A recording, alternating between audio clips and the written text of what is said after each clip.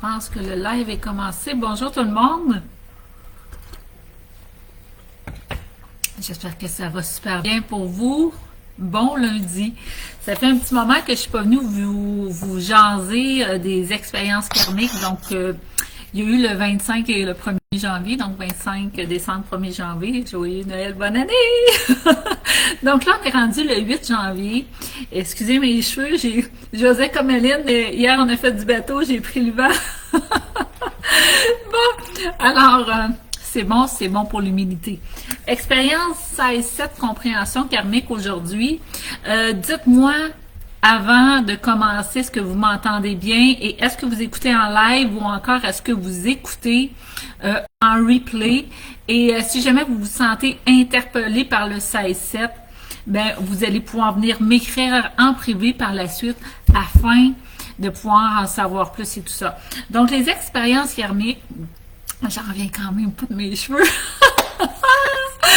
C'est drôle que c'est OK. Les expériences karmiques, ce n'est pas une malédiction qu'on traîne de génération à génération, c'est des compréhensions qu'on vient faire. Si on parle de code de vie, la première chose à réaliser et à comprendre, c'est que on s'est soi-même fait notre code de vie avant de venir s'incarner. On a eu un caucus avec notre famille d'âmes, avec nos anges, avec nos guides, afin de venir chercher des compréhensions. Donc, si vous avez une compréhension ou plusieurs karmiques à apprendre, c'est pas la vie qui vous l'a mis là, c'est vous, dans votre âme, qui avez décidé de venir transmuter une compréhension. Vous voyez à travers les diverses incarnations, on a 9 grandes leçons de vie à comprendre et à travers ça, à travers toutes les vies, on vient expérimenter les deux côtés des deux pôles afin de prendre conscience et de s'élever. Donc, si on touche pas au poil au rond de poil, comme on dit au Québec, pour voir si c'est chaud, si on n'en fait pas l'expérience, si on ne se brûle pas, ben, au feu. Donc, on ne peut pas le conscientiser et on ne peut pas s'ajuster. D'une incarnation à l'autre, on expérimente les deux vibrations, pas les deux vibrations, les deux pôles des vibrations, donc dans le négatif, dans le positif, puis oui, on en retire des blessures, et oui, des fois, on vient, puis on n'a pas finalisé une expérience, et on a beau se prévoir un plan plan de match de vie, là-dedans, on a quand même notre libre arbitre, et il y a d'autres personnes qui viennent jouer dans notre incarnation, donc nos parents, nos familles, le travail, les amis, tout ça. Ce qui fait que des fois, on n'arrive pas encore à transmuter et on revient pour parfaire et pour se guérir et pour terminer. L'expérience 16-7, avant, je vais refaire encore l'introduction parce qu'elle est importante. Si vous n'avez pas écouté les vidéos précédentes, sachez que l'expérience 13-4 karmique, il y a le 14-5, aujourd'hui on est rendu au 16-7 et lundi prochain, 8h AM du Québec ou 14h heure de France, on parle de la compréhension karmique 19.1. Pour ce qui est du karma, où on voit un karma et quelle est l'intensité. Donc, si on vient se le positionner dans le destin. Ensuite, je vais parler de la vibration 16-7, mais je fais l'introduction. Donc, si on vient se positionner une compréhension 16-7 dans le destin, c'est que clairement, on vient le vivre. Le destin, c'est notre sphère d'accomplissement. Donc, on vient le vivre à travers une compréhension qui va durer toute une vie. Ça ne veut pas dire qu'on ne peut pas se sortir de cette roue-là. Ça veut dire qu'à travers la vie qu'on a, on va prendre conscience et on va venir ajuster et après on va le voir. Et je peux vous dire, de plus en plus, les gens en prennent conscience et je suis vraiment contente de voir que les gens qui ont des expériences karmiques le conscientisent la plupart du temps. Il y a des gens qui sont tellement habitués qu'ils pensent que c'est la vie, mais la plupart des gens vont venir vraiment conscientiser puis vont vouloir justement venir ajuster ce qui va pas. C'est le fun dans l'ère du temps où on est parce qu'on a beaucoup d'outils, de travaux, de gens qui viennent nous aiguiller. Donc, on est beaucoup plus ouvert, on est moins dans une période où il faut juste travailler et subvenir. On a eu des périodes dans la vie où c'était vraiment difficile. Aujourd'hui, ce qui est agréable, c'est qu'on a beaucoup d'outils. On est vraiment rendu à j'aimerais ça le dire en français, à une étape évolutive où les consciences sont beaucoup plus prêtes. Donc, bon, on va pas rentrer dans ce sujet-là, sinon je vais prendre trop de place là-dessus. Donc, le destin, c'est vraiment la sphère de l'accomplissement. Donc, quand on a une connotation karmique positionnée là, clairement qu'on vient le travailler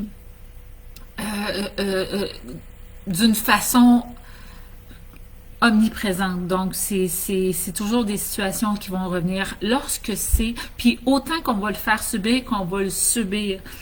Dans la plupart du temps, je vois les gens qui le subissent, mais encore, je vois les gens aussi qui expérimentent l'autre revers. À cause des mémoires, on va en revenir là-dessus de toute façon. Dans la personnalité, c'est la façon de penser, la façon que vous pensez, que vous réfléchissez, tout ça. Donc, ça va se jouer différemment. Ce qu'on appelle la dette, c'est, moi j'aime pas le dire comme ça, mais c'est le langage populaire. Donc, quand on parle d'une dette karmique, c'est positionné dans le destin. Lorsque c'est positionné dans la personnalité, moi j'aime dire que c'est une charge karmique.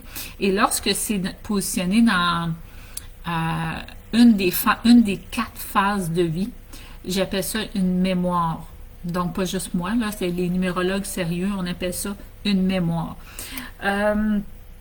Et ensuite, lorsque c'est positionné en motivation de l'âme ou dans l'expression du travail et du service humain, à ce moment-là aussi, c'est une mémoire que l'âme transporte avec lui. Ça va se jouer différemment aussi. Le 16-7, maintenant, qui est associé à la spiritualité, parce que le 7, c'est la spiritualité, et c'est aussi très teinté par l'expérience sexuelle. Donc, le lien qu'on a avec l'expérience sexuelle, soit qu'on va venir vraiment la vivre très intensément, sans jamais avoir ce sentiment-là d'être assouvi. Donc, les hormones à ce moment-là viennent jouer. Lorsque c'est dans votre destin, c'est certain que vous allez avoir un taux d'hormones très, très élevé. Lorsque c'est dans la personnalité, c'est la façon de penser, les fantasmes, et donc ça se joue d'une façon différente. Et lorsque c'est dans le destin, on peut en subir les contre-coups aussi de par nos partenaires. Après, je vais vous parler du côté spiritualité. Mais le côté sexualité, c'est un côté où la plupart, il y a beaucoup de numérologues qui sont gênés ou qui savent pas comment trop s'y prendre avec ça. Je vais essayer d'y aller quand même très franchement pour pas étirer le sujet, et puis comprenant aussi que je peux pas vous brosser l'entièreté de cet aspect-là, parce que d'une personne à l'autre, ça peut se jouer différemment.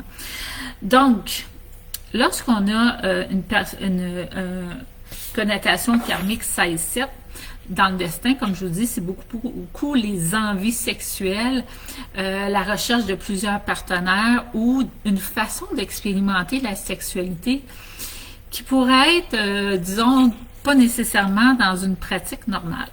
On peut le dire comme ça. Donc, ça peut être...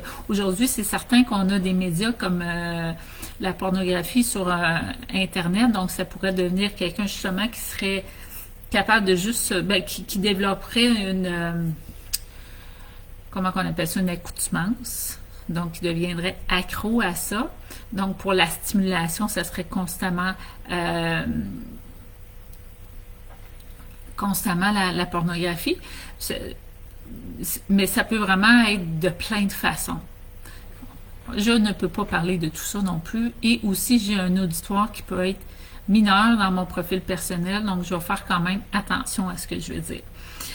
Comme je vous dis, si vous avez des questions, vous venez me discuter en privé. Si vous avez besoin d'un accompagnement, on fait les accompagnements karmiques à l'académie. C'est moi particulièrement qui s'en occupe. Donc, et je peux vous dire que quand c'est du 16-7, la sexualité, on en entend beaucoup parler. Il faut pouvoir ouvrir ce sujet-là afin de conscientiser. C'est vraiment un garde-robe qu'on n'aime pas ouvrir, mais lorsqu'on a une connotation 16-7, je peux vous dire que c'est présent. Donc, vous pouvez soit complètement fermer ce tiroir-là à clé et pas rentrer dans une sexualité. Donc, il y a les gens qui, carrément, ça va être fermé. Donc, même le corps va être fermé. Donc, les hommes pourraient avoir des problèmes d'érection, les femmes pourraient avoir des problèmes de sécheresse vaginale et tout ça. Donc, ou la difficulté, autant homme que femme, de se faire toucher, de se faire approcher avec des standards de pudeur assez importants, ou ça pourrait carrément être le contraire. Et puis, il y a beaucoup aussi de destins 16-7 qui, eux, vont subir le revers de la sexualité surdéveloppée d'un partenaire. Donc, à ce moment-là, la personne peut avoir une très, très haute spiritualité, un grand désir de connecter, puis elle ne réussira pas à connecter du cœur, ça va être seulement charnel. Et souvent aussi, ce que moi je vois souvent, la personne va plus satisfaire l'autre en s'oubliant. Donc, mais il y a aussi ceux qui vont à fond la caisse, puis qui veulent pas explorer le désir du cœur. Donc, d'une personne à l'autre, ça peut changer beaucoup parce qu'il y a plein de cas dans la numérologie. Il y en a au moins une vingtaine. Aline dit 17, mais moi, je dis une vingtaine, mais il y en a plus que ça de la numérologie, là. C'est quand même, les codes, c'est quand même assez très varié. Pas varié, mais comment je pourrais vous dire ça? C'est pas évident, le 16-7. Pas évident de toucher à ce sujet-là. Mais c'est ça. Donc, il y a quand même beaucoup de détails dans une numérologie professionnelle. Et c'est ce qui fait que vous pouvez l'expérimenter de plusieurs façons, surtout aussi avec dans quelle phase vous êtes et dans quel défi vous êtes. Donc, le destin, la sphère d'accomplissement, le chemin de vie, 16-7, c'est beaucoup dans l'expérimentation. Personnalité. Donc là, ça va être... ben attendez, là, j'ai parlé sexualité, je vais parler spiritualité dans le destin. Le 16-7. Donc là, il faut faire attention ici parce que le 7 étant le nombre de la conscience, le nombre de la spiritualité, le nombre de la réflexion, de l'intelligence, c'est la capacité de pouvoir connecter aux sphères spirituelles, de connecter au mastermind. Donc, à ce moment-là, lorsque c'est dans le destin, encore là, je vous dis, on peut le faire subir ou le subir. À ce moment-là, c'est, comment je pourrais vous dire ça, relié à l'Église, relié, parce que c'est une suite d'expérimentation dans l'Église souvent aussi, ou sous l'influence de la religion, qu'elle soit catholique, chrétienne, musulmane, peu importe. Donc, c'est pas juste au Québec ou en France qu'il y a des expérimentations karmiques, c'est partout sur la planète. Donc, à ce moment-là, c'est une notion, et ça c'est important de comprendre, de contrôle par rapport à l'acquis de savoir que vous avez. Donc, contrôlé par votre vérité, votre dogmatisme à vous. C'est pas toujours spirituel, mais ça l'est dans la grande majorité des cas. Donc, dans une autre vie, puis comme je vous dis, dans une expérimentation à travers plusieurs réincarnations, afin d'évoluer, il faut qu'on touche à ces deux sphères-là afin prendre conscience, ajuster et s'élever.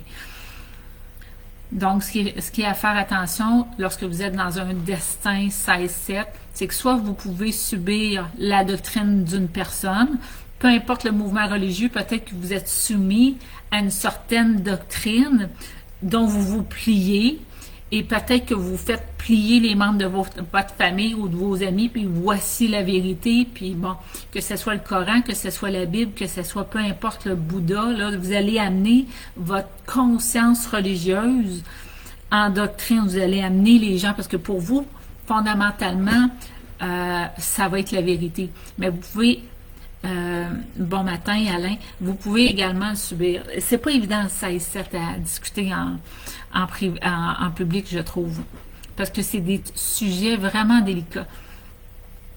Mais si c'est pas religieux, vous pouvez quand même exercer ou être sous l'influence du contrôle d'une autre personne. Donc, contrôle, spiritualité, dogmatisme, sexualité, c'est pas mal le sujet.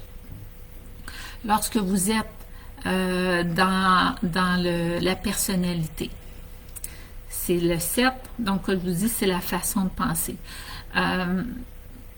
J'ai un commentaire, bon, c'est Alain qui dit bonjour, ok. J'essaie de suivre vos commentaires. Maintenant, si vous avez des questions, là, posez-les, parce que ça va me donner une direction peut-être plus précise pour ceux qui m'écoutent. Dites-moi en même temps, vous venez d'où? Ça va me faire plaisir de savoir mon auditoire. Est-ce qu'elle est au Québec? Est-ce qu'elle est en France? Donc, selon les heures qui sont là, est-ce que le son est bon? Est-ce que vous êtes en replay? Est-ce que vous êtes en live? Donc, dans la personnalité maintenant, c'est la façon de penser. Si vous avez des capacités, parce que vous êtes quand même une personnalité 7, avec le 16 en arrière, peut-être que vous avez développé des dons, des capacités, mais peut-être que vous avez peur de les utiliser parce que vous avez une mémoire qu'autrefois, vous avez déjà abusé du système, comme on dit. Donc, à ce moment-là, c'est beaucoup de remise en doute. J'ai des petites notes avec moi ici. Donc, moi, j'ai beaucoup de personnes que je connais avec cette personnalité-là. Donc, c'est certain, quand je vois mes notes, je me dis, c'est pas mal ça. Donc, souvent, que vous soyez jeune ou moins jeune, le sentiment de supériorité est là parce que l'âme a beaucoup de savoir en arrière. Donc, même si un enfant de 8 ans pourrait se sentir supérieur. Distant, froid, arrogant, radical, dogmatique. Le dogmatisme, là, c'est très fort, inflexible. C'est des gens qui pensent d'une façon catégorique, impatients, sans compromis. C'est des gens aussi qui vont pas toujours aller valider ce qu'ils entendent, surtout si ça vient contre leurs valeurs, donc ils vont tout de suite trancher. Ça, on le voit souvent, ce qui crée des blessures de part et d'autre. C'est des réflexions qui vont vraiment être beaucoup... le monde de la réflexion, à ce moment-là, peut être vraiment très rude et très castrante. Puis aussi, côté spiritualité, que côté... religion, donc, et les idéaux également. Dans les phases de vie, ça va être la même chose. Ça va être si c'est une phase, 16-7, donc c'est une période, donc la première phase peut durer plus ou moins une trentaine d'années, les autres phases, deuxième, troisième phase, c'est 9 ans, et la quatrième phase, c'est vers 40-50, jusqu'à votre dernier au revoir, comme on dit, pas sur cette terre. Donc, à ce moment-là, la phase peut être plus ou moins longue. Et lorsqu'on l'a en début de vie, la sexualité, c'est quelque chose à vérifier. Si vous avez des enfants avec une personnalité 16-7, c'est bien de les éduquer jeunes et de veiller aussi à leur expérience. Qui va graviter autour d'eux, qu'est-ce qu'ils vont écouter. Tantôt, je parlais des réseaux pornographiques, donc faites attention à ce moment-là, afin de leur expliquer que la sexualité ne doit pas être seulement sexualité. Donc, il y a une relation de respect, une relation d'amour. Et si, admettons, une adolescente ou un adolescent utilise beaucoup la sexualité par la pornographie, Et ça, il y a beaucoup de parents qui le voient, et de plus en plus. C'était là avant, mais ça l'est encore plus parce que à cause de l'accès à l'Internet. C'est important d'établir avec eux justement une discussion, non pas en les mettant dans la honte, mais en les amenant dans la compréhension. Parce que ça va impacter le reste de leur vie. En tant que parent, ce qu'on peut faire, c'est vraiment bien guider. Donc, et en tant qu'adultes qui vivons ça, donc il y a beaucoup de remise en question, disons. Je vais regarder encore. Donc, ici, correction. Donc, c'est certain qu'une personnalité 16-7 peut vivre beaucoup de déceptions, beaucoup de peine, beaucoup de relations perdues, beaucoup d'isolement aussi. Donc, pour ce qui est d'amitié et famille, là, donc, vu que la personnalité, la façon qu'elle pense est très rigide, ça peut pas être moins évident. Déjà que la personnalité 7, c'est des gens qui ont besoin beaucoup de leur bulle, puis de leur intimité. Lorsqu'il y a un 16-7, ça peut jouer solide. Bon, voilà. Donc,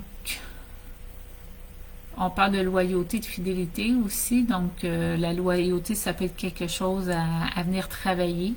La fidélité aussi, on le sait pourquoi, à cause de la sexualité.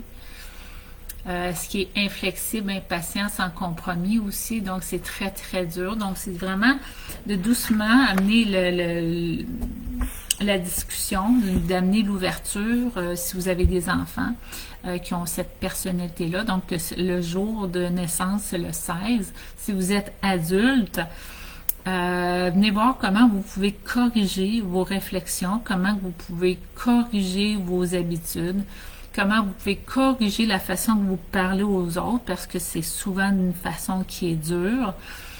Comment vous pouvez corriger vos schémas de pensée aussi. Donc, l'expérience karmique est toujours là dans le but d'amener un cheminement évolutif par l'expérimentation. Marie-Josée, est-ce qu'on s'en sort de ça? Oui, on s'en sort. Avec beaucoup d'introspection. C'est certain que les accompagnements qu'on fait, je ne dis pas que c'est des soins, parce que quand c'est un soin, ça veut dire qu'après c'est soigné, c'est guéri. Non, c'est une évolution. Quand on vient me consulter pour une expérience karmique, on fait une analyse. Ensuite, le deuxième rendez-vous, c'est 2 rendez-vous. On ne peut pas faire ça en rendez-vous, c'est trop vaste. Il faut vraiment venir analyser votre situation particulière à vous. Deuxième rendez-vous, mais on rentre dans le processus de justement vous outiller pour enlever beaucoup justement de charge émotionnelle, amener beaucoup de paix intérieure et faire la paix avec plusieurs sphères de votre vie et d'amener en lumière certaines choses. On vous donne des outils afin que vous puissiez continuer à corriger le tir, continuer à vous libérer, continuer à grandir en conscience. Donc, je pense que le 16-7, c'est vraiment très... J'étais stressée un matin de vous parler du 16-7, je vais vous avouer. Parce que c'est vraiment quelque chose qui est très émotif pour ceux qui le vivent. Le 13-4, ça rapport au travail. Le 14-5 aussi, il y a un côté de sexualité là-dedans, mais il y a aussi beaucoup de côté de liberté, aussi côté de faire les choses trop vite, trop rapidement, ce qui vient vraiment être un obstacle. 16-7, c'est plus touché, puis le 19-1, vous allez voir la semaine prochaine que c'est quand même assez... c'est lourd, c'est gros. Donc 16-7 ce matin... j'étais anxieuse de vous parler de ça. Peut-être que je pourrais en faire un autre un petit peu plus préparé, vous dire je vais vous parler de ça. Peut-être que la semaine prochaine, je pourrais en faire un autre sur le 16-7 parce qu'il y a vraiment beaucoup de choses à dire par rapport à ça. Alors voilà, donc j'espère que ça vous a éclairé un petit peu. Je veux juste vous dire tout à l'heure, oui, on en sort dans une vie quand on fait les belles conscientisations au courant de nos accompagnements, on le voit, on voit des gens qui arrivent aussi avec déjà beaucoup de bagages, beaucoup de sagesse, mais il y a encore un petit quelque chose, et souvent ce qui reste, c'est les traces de tout ce qui a été vécu, et les remords, et les pensées, et les discours intérieurs, et les mauvais plis par rapport à ça. Donc, admettons quelqu'un de 50-60 ans qui va arriver avec un bon bout de chemin de fait. Souvent, ces gens-là, quand ils arrivent un petit peu plus tard dans leur vie, donc vers 45, 50, 60, ils arrivent avec beaucoup d'humilité et beaucoup de fragilité aussi. Donc, c'est des gens qui, malgré des fois un sentiment de froideur, ils sont très, très, très intérieurs, introspectifs et, je vous dirais, fragiles aussi. Mais ça paraît pas nécessairement. C'est juste ça. Ça paraît pas nécessairement. Donc voilà, donc s'il y a quoi que ce soit, vous venez me jaser en privé. Ça te ressemble, Alain? L'émotivité, donc extérieur, on a l'air fort, on a l'air en pleine possession de ses moyens, mais c'est quand on vient à l'intérieur, là, c'est tout fragile. C'est dans l'introspection, surtout quand on arrive à 50 comme moi, donc la réflexion, ça fait longtemps qu'elle est faite. Ouais, mais on s'en sort. Et le but de l'expérience étant de prendre conscience, de rentrer en sagesse. Et surtout les 16-7, peu importe ce que c'est que la réflexion va toujours être là. Puis la réflexion, elle est bonne si elle ne vous ampute pas vous-même. Donc, réussir à se pardonner, à comprendre et à ne pas répéter les erreurs, réussir à s'aiguiller mieux et la capacité des personnalités 7, c'est vraiment justement l'art de connecter et de comprendre les choses. À tous, une très belle journée. Donc, la semaine prochaine, on va voir si je continue pour mieux vous amener le sujet ou si je vous amène le 19-1. Donc, je vais le mettre en réflexion. C'est certain que ça faisait que 2 semaines que je n'avais pas fait de live sur le sujet de numérologie, donc je suis un petit peu, comme je vous dis, 16-7, mais ça me rend inconfortable d'en parler publiquement. À tous, je vous souhaite une excellente journée.